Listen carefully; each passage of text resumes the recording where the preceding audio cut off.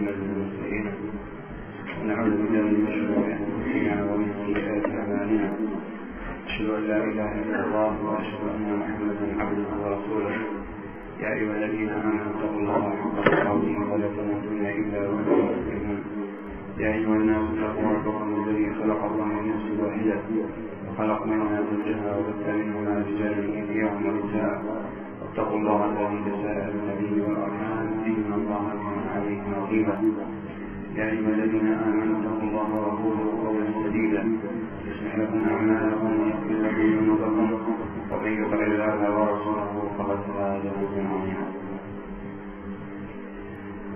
أما بعد فإن خير الكلام كلام الله تعالى خير الهدى هدى محمد صلى الله عليه وسلم شر الأمور محدثاتها وكل محدثة بدعة. ثم أما بعد فقد بدأنا في الدرس الماضي بذكر بعض آداب طالب العلم، وبدأنا بالفصل الأول وهو آداب طالب العلم في نفسه، وأول أدب فيه الإخلاص عند الطلب. ثم نقول ثانيا من آداب طالب العلم في نفسه الخشية والعمل بالعلم، لأنه يقال إنما يراد العلم بالعمل، إنما يراد العلم بالعمل. ما طلب الناس العلم إلا من أجل أن يعملوا به، وطريق هذا العمل خشية الله عز وجل. الذي يحمل الناس على العمل بالعلم خشيتهم من الله عز وجل، فكلما كان العبد بربه أعرف كان له أتقى وأخشى.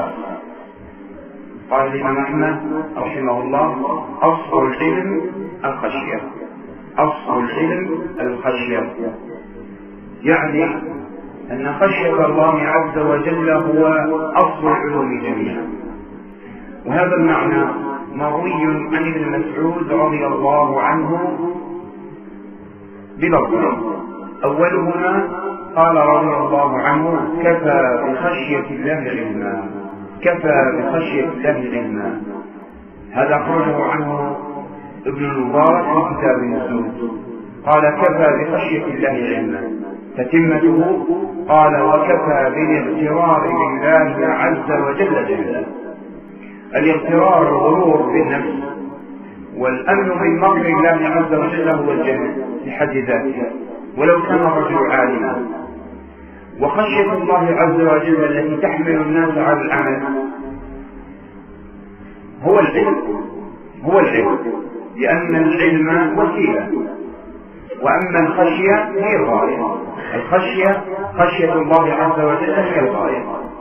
اللفظة الثانية عن ابن مسعود رضي الله عنه هي قوله العلم خشية، العلم خشية، جعل الخبر مستغرقا للمبتدا حصره فيه، يعني أن العلم كله محصور في الخشية، لا علم غير الخشية من الله عز وجل. وهذا اللفظ أخرجه عنه أبو نعيم في الحلية، قال العلم خشية، كما قال الدعاء هو العبادة. نعم، الدعاء هو العبادة، يعني أن خشية الله عز وجل هو أقوى العلوم وأصل العلوم. وهذين الأثرين عن ابن مسعود رضي الله عنه مستخرج من مثل قول الله عز وجل إنما يخشى الله من عباده العلماء. أين الفاعل وأين المفعول؟ الفاعل هم العلماء، هم الذين يخشون الله عز وجل. المفعول به لفظة الجلالة الله. ثم أن هذا جاء على سبيل الحصر باستخدام نعم إنما، وقال تفيد الحصر والقصر عند جماعة من علماء المعاني، قال تفيد الحصر والقصر، يعني حصر الحكم في المذكور ونفيه عما عداه، حصر الحكم في الوصف المذكور ونفيه عما عداه. إنما يخشى الله من عباده العلماء، يعني لا يخشى الله إلا العلماء. هذا المراد. لا يمكن للعبد أن يخشى الله عز وجل إلا إذا كان عالما به.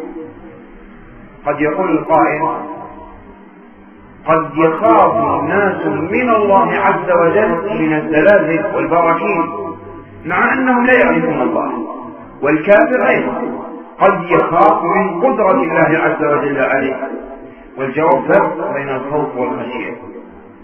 قالوا إن الخشية لا تكون إلا بالعلم.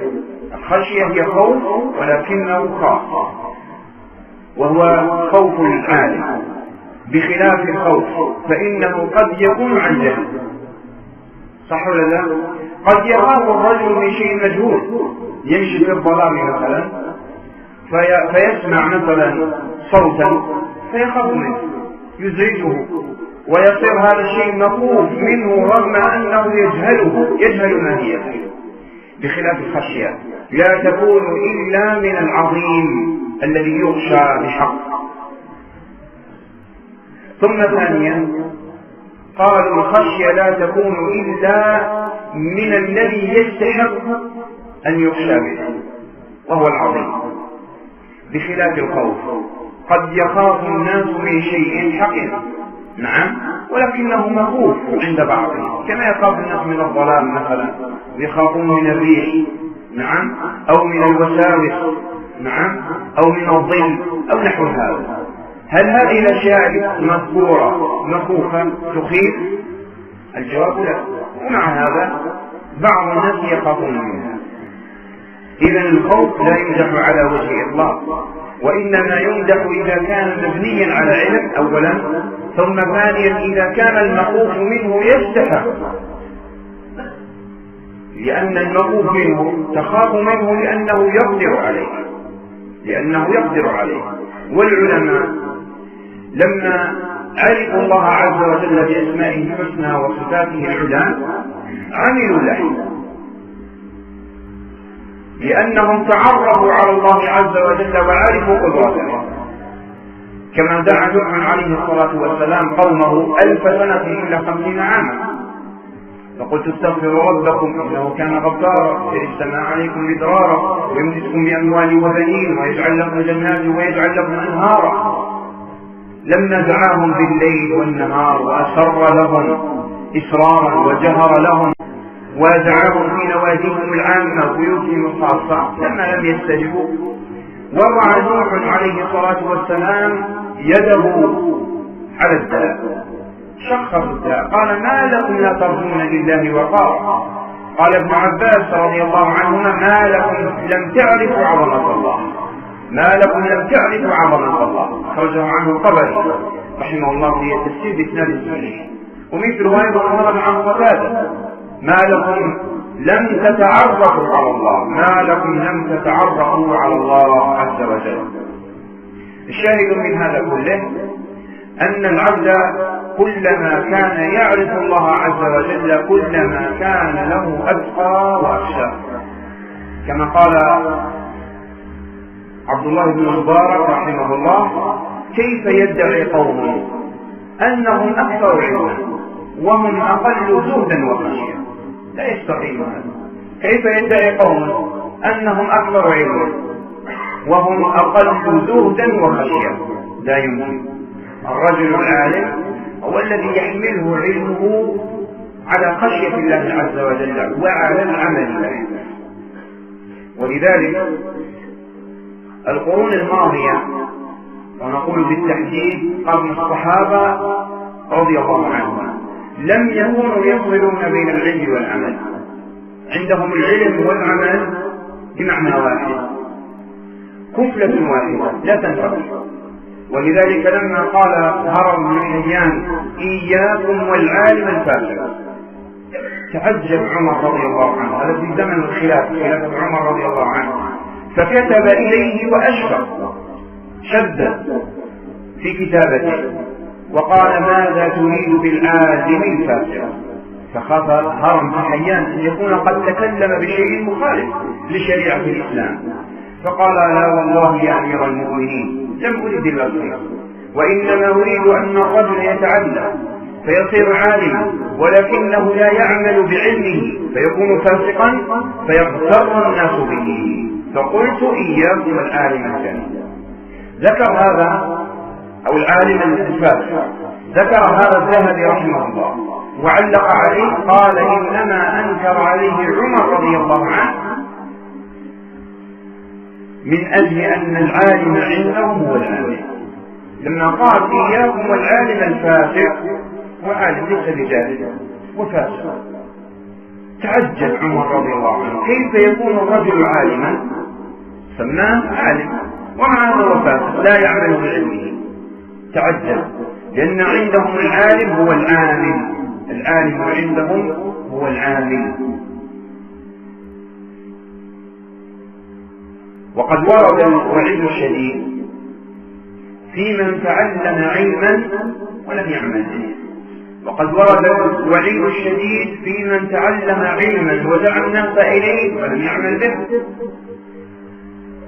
كما في الصحيحين من حديث أسامة بن زيد رضي الله عنه قال قال صلى الله عليه وعلى آله وسلم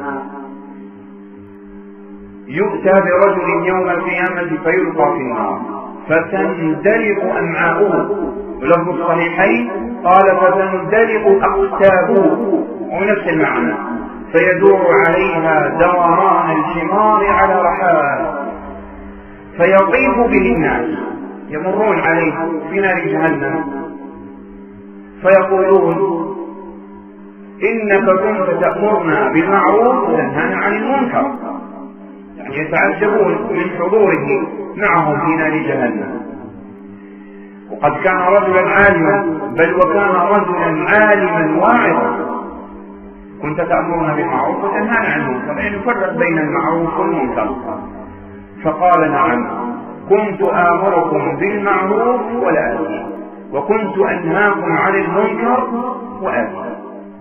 وعالم بعلمه لم يعملا معذب قبل عباد الوثن. وعالم بعلمه لم يعملا معذب قبل عباد الوثن. ونظرة السلف رضي الله عنهم إلى العلم نظرة عملية، لم يتعلموا إلا من أجل أن يعملوا، بل إنهم يستعينون على طلب العلم بالعمل لله عز وجل، كما أخرج ابن عبد البر عن الشعبي عامر بن شراحيل الكوفي رحمه الله أنه كان يقول كنا نستعين، كنا تدل على الاستمرار، نعم. ثم أن الشعبي رحمه الله من أئمة التابعين يحكي عن هذا القول عن هذا العمل عن كبار التابعين، نعم، ومن كان قبلهم. كنا نستعين على حفظ الحديث بالعمل، وكنا نستعين على طلبه بالصوم. كانوا يستعينون على طلب العلم بالعمل، يعملون من أجل أن يساعدهم العمل على طلب العلم، ويستعينون على حفظ الحديث بالصوم، لأن الصوم يقوي الإرادة، يقوي الإرادة الدينية، ويرغب في الله، ويرغب في ثواب الله عز وجل. وإن كان الغالب عند الناس اعتقادهم أن الصوم يرعب البدن، صوابا نقول يقوي العزيمة، نعم، والإرادة الدينية. لذلك كانوا يستعينون على حفظ الحديث بالصوم. ومثله ورد عن وكيع بن الجراح الرؤاسي الكوفي رحمه الله كان يقول من أراد أن يحفظ الحديث فعليه أن يعمل به. هذه قاعدة. الرجل الذي لا يعمل بعلمه ينساه، والرجل الذي لا يقرأ ما حفظه من القرآن سيتفلت منه، وهذا من عزة العلم والقرآن. الرجل العزيز هو الذي يحضر عنده الناس ولا يحضر عند غيره، ولا يحضر عندهم. الرجل العزيز هو الذي يؤتى ولا يأتي أحد. والقرآن الكريم الذي هو أصل العلوم جميعا إن لم تأتيه وترجع إليه وتتعاهد يتفلت منك. وهذه عزة العلم وعزة القرآن. ايش قلنا؟ وكيل بن الجراح رحمه الله كان يقول: إذا أردت أن تحفظ الحديث فعليك أن تعمل به. وهذا الذي كان يداوم عليه الإمام أحمد بن حنبل رحمه الله. روى عنه المروزي أنه قال: ما تعلمت حديثا إلا وعملت به، وما عملت بحديث إلا وقد حفظته. ما تعلم شيء من علوم الحديث إلا وعمل بمقتضاه، وما عمل بشيء إلا وحفظه. فجعل همه بعد التعلم العمل. ويثبت الحفظ، هذه من أهم وسائل تثبيت العلم عندهم عند السلف رضي الله عنهم، العمل بالعلم. حتى أنه روى عنه أقصد المروزي أنه مرة بحجام احتجم عنده وأعطى الحجام أجرته. في رواية قيل له: ألك حاجة في الحجامة؟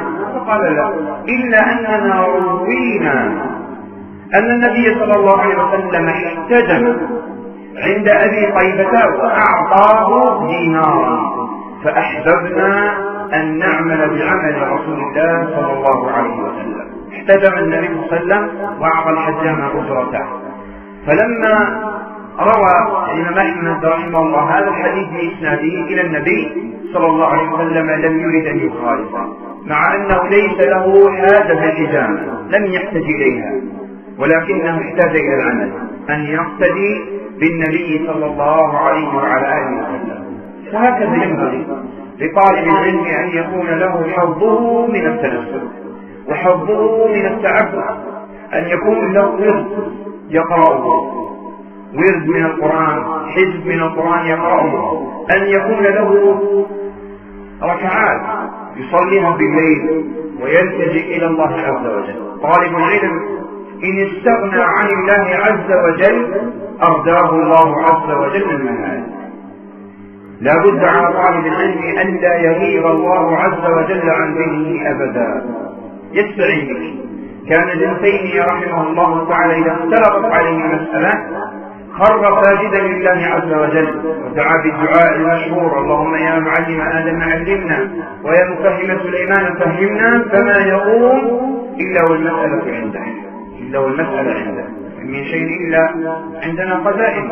نعم، عند الله عز وجل خزائن العلوم جميعا.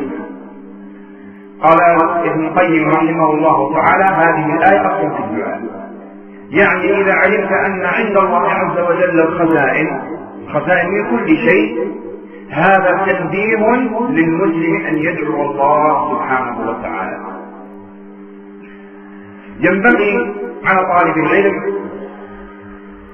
أن يكون زاهدا متورعا، وهذا الأدب الثالث. قلنا الأدب الأول الإخلاص، الأدب الثاني الخشية والعمل، والأدب الثالث الزهد والورع.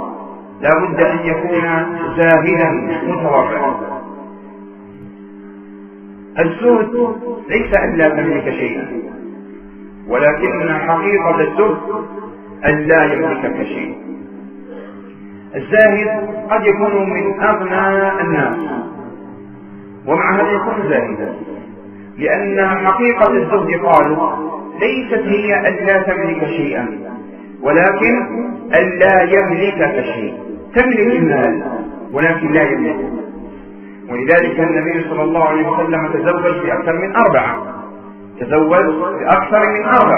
ومع هذا كان أزهد الناس.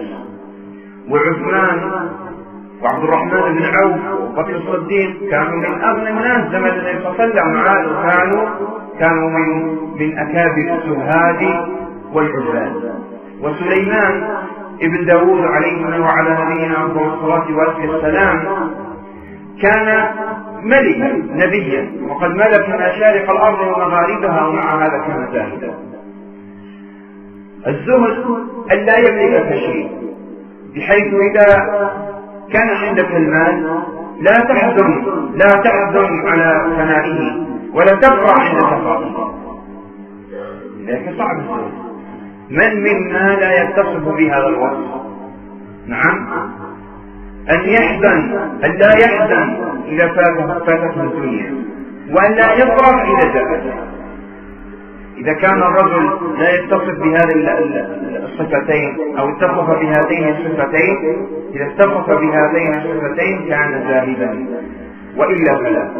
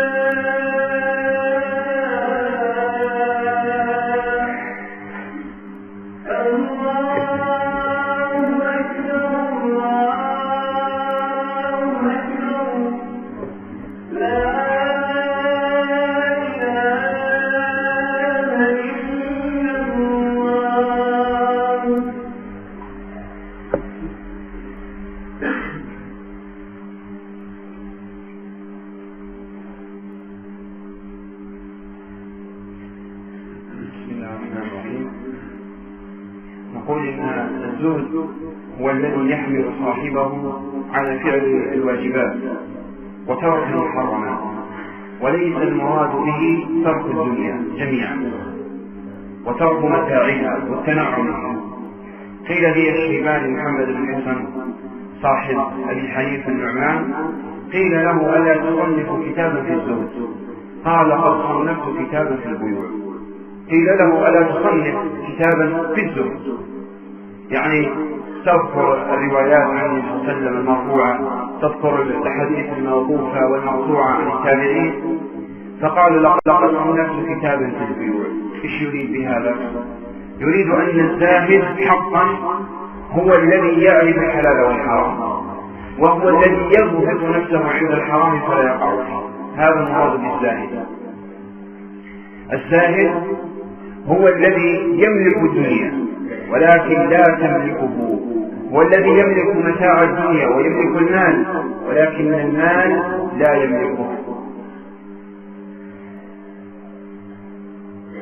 قال عمر رضي الله عنه: إني أحب أن أنظر إلى القارئ أبيض الثياب. هذا من الهيئات التي ينبغي أن يكون طالب العلم عليها، حتى أنه يظهر علمه وطلبه للعلم في ثوبه الذي يلبسه. هذا من الزهد ومن الورع. قال: أحب أن أنظر إلى القارئ، يعني إلى العالم أو طالب العلم، أن يكون أبيض الثياب. وهذا موافق لمراد النبي صلى الله عليه وسلم في مسند الإمام أحمد وسنن أبي داود في حديث سمراء رضي الله عنه مرفوعا قال: البسوا الثياب البيض فإنها أطيب وأطهر وكفنوا فيها موتاكم. فهي مستحبة للأحياء وللأموات، ثم علل النبي صلى الله عليه وسلم قال لأنها أطيب من حيث الطيب، هي أطيب الثياب، ومن حيث الطهر هي أطهر الثياب. وبهذا نكون قد ختمنا أول فصل من فصول طالب العلم، آداب طالب العلم، وهي المتعلقة بآداب طالب العلم في نفسه. الفصل الثاني نذكر فيه بعضا من آداب طالب العلم في كيفية الطلب، وهذا الفصل فصل مهم جدا لأنه يبين لطالب العلم كيفية الطلب، لأن بعض طلاب العلم له الإرادة في طلب العلم ولكنه لا يعرف كيف يطلب العلم فيضل، كما قال ابن القيم رحمه الله جهل في الطريق في تعب مع قلة الفائدة. الذي يجهل الطريق الذي يمشي فيه سيتعب جدا، نعم، مع قلة الفائدة. نقول لا بد لطالب العلم أن يبني علمه على شيئين، أولهما التأصيل والتأسيس، يعني يبني علمه على أساس وعلى أصول.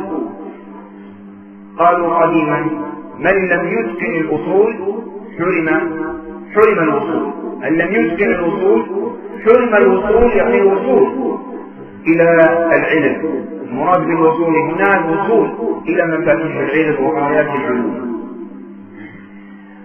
الأصول جمع أصل، وهو ما يحكم بنفسه ويبنى عليه غيره، ويراد به أحد أمرين: إما أن يراد به القرآن والسنة كما يقول القائل أصل هذه المسألة قول الله تعالى، الأصل في هذه المسألة قول رسول الله صلى الله عليه وسلم.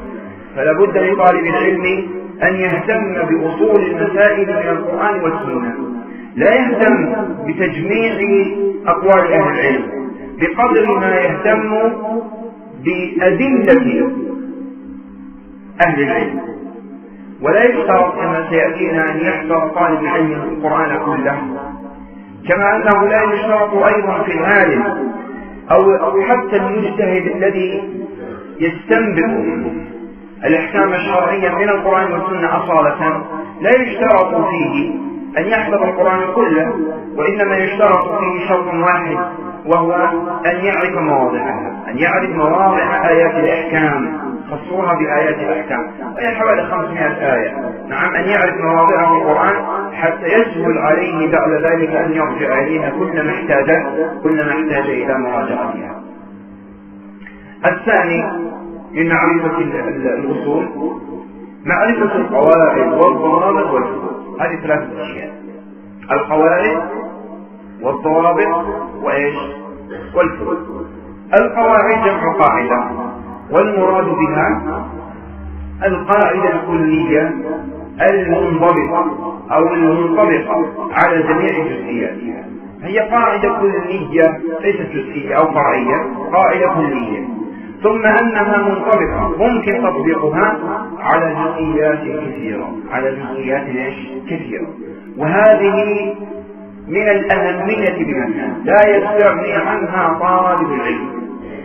قالوا العلم بحر لا ساحل له، فإذا أراد طالب العلم أن يبني عمره في علم واحد لأفنى عمره ولم يصل إلى آخر هذا العلم. لو كان علما واحدا، كأن نأخذ مثلا علم الحديث، يبني عمره كله للوصول مثلا إلى علم طبقات الرجال، فرق من مجموعة أفراد مكونة للعلم الواحد، علم الحديث.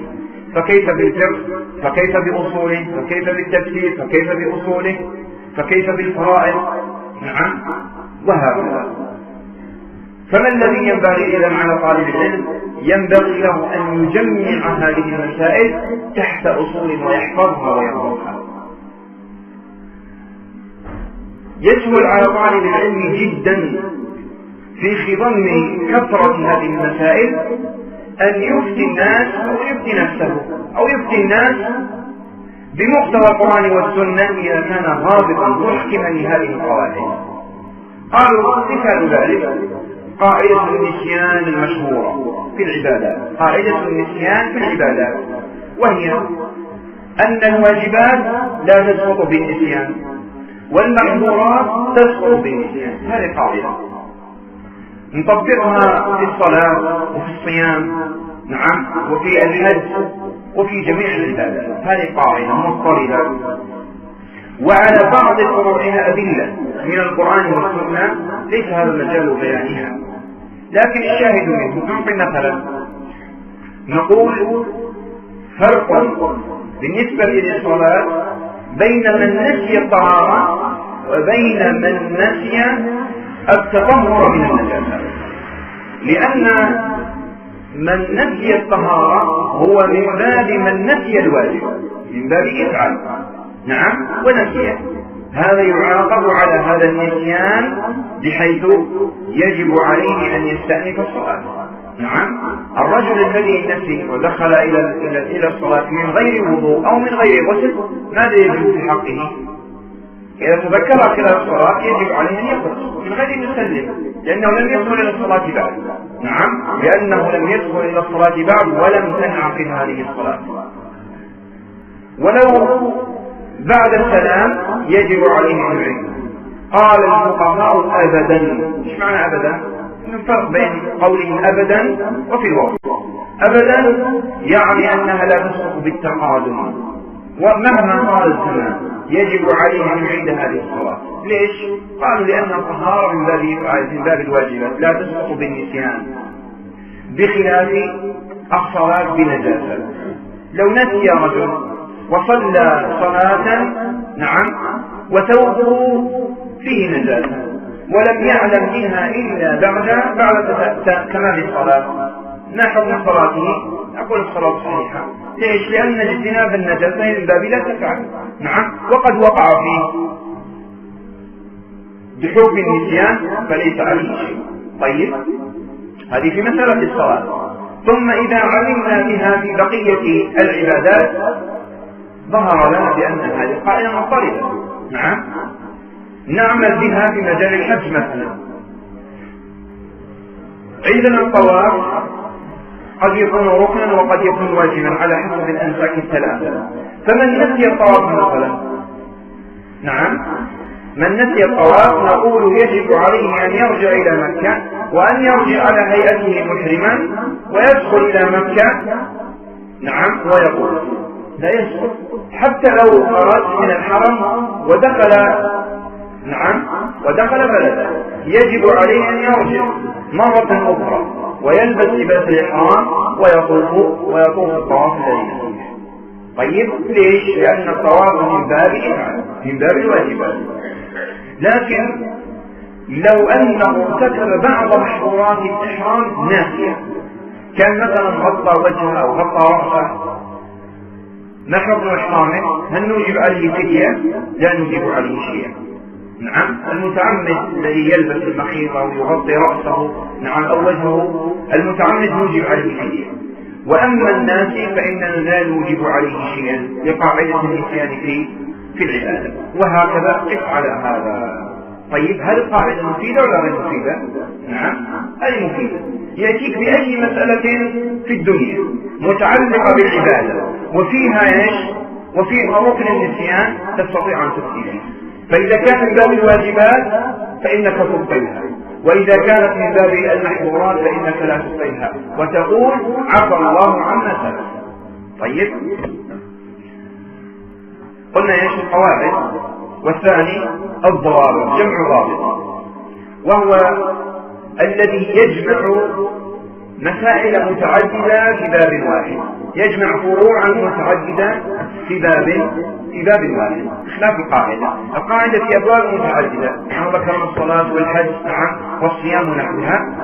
الضابط يكون في مسألة واحدة، نعم، أو نقول مسائل متعددة، فروع متعددة في باب واحد، صور متعددة، لكن مرجعها إلى مسألة واحدة، مرجعها إلى باب واحد.